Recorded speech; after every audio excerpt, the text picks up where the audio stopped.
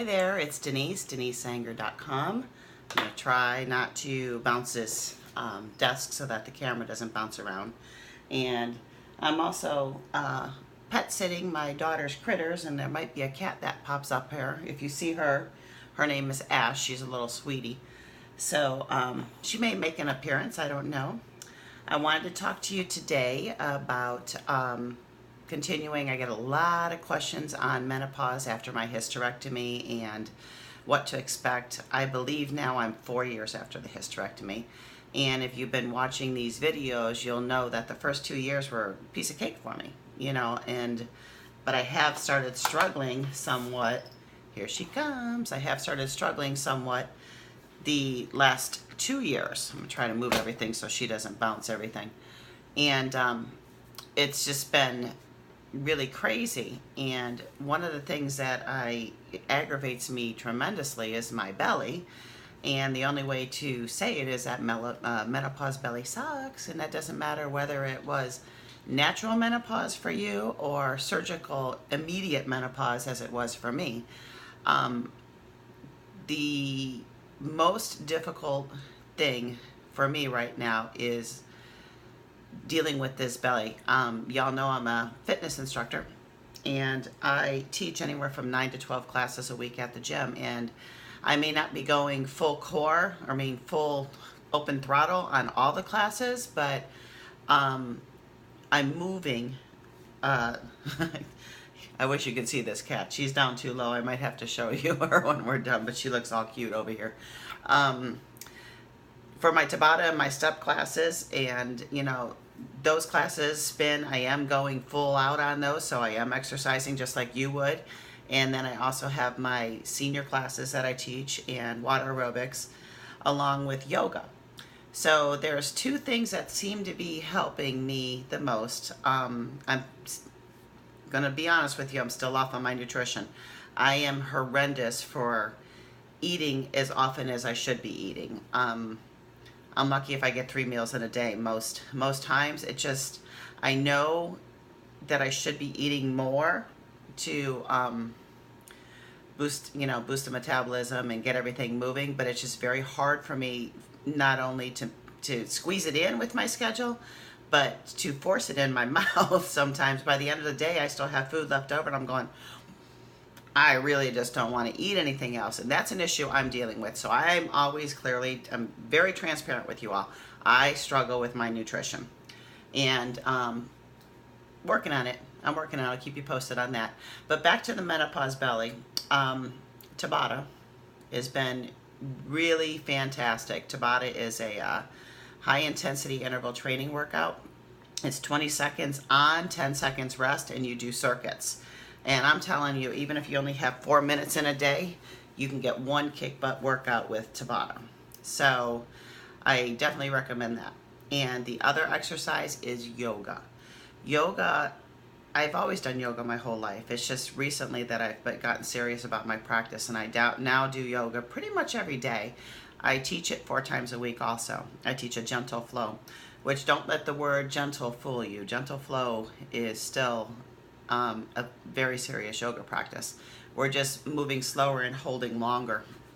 But it's really good for muscle strength. And you really have to focus on your core, especially when you're doing the balance poses, pulling that belly button in and putting it on your spine. And also thinking of a long neck, like as a giraffe neck, you know, standing and watching your posture. So that's the exercise part. The other part of it was, I was talking to a friend over at the gym who owns a supplement shop, and he recommended ashwagandha, and I'm like, I have no idea what ashwagandha is. Well, after doing some research on it, I found that it is stress cortisol support, and it also works to remove the belly fat. We might not think we're stressed. Whoops, sorry. We might not think we're stressed, but we are. And I've been really going back and forth right now with these hormone pellets that I'm on. I've been bragging about the hormone pellets, but the longer I'm on it, I'm not so sure, so I'm going to have to keep you posted on that. But the ashwagandha which I'll put a link in here so you can read more about it. The ashwagandha, that's the cat walking by.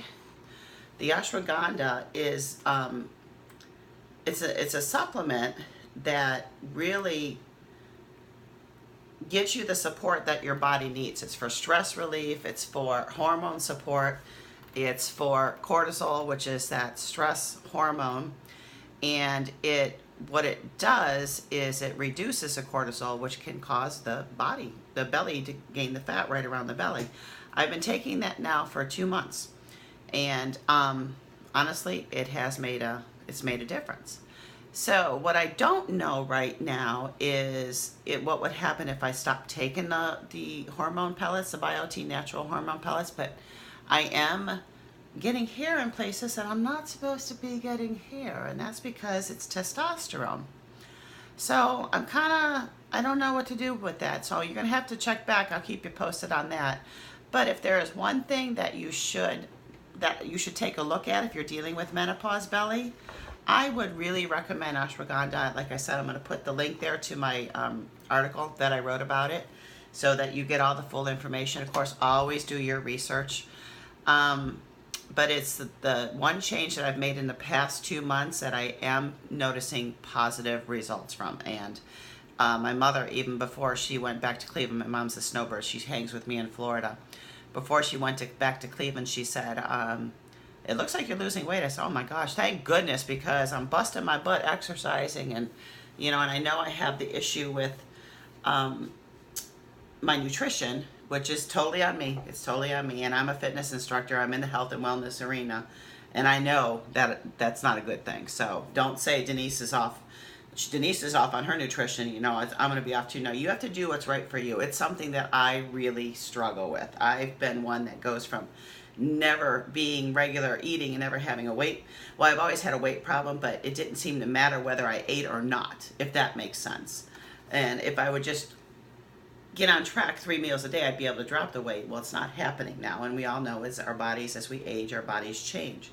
So put your questions below. I'm going to always answer them. Like I said, there's certain questions that I get all the time. One of them is definitely about weight gain, about metabolism, about, like I said, the belly.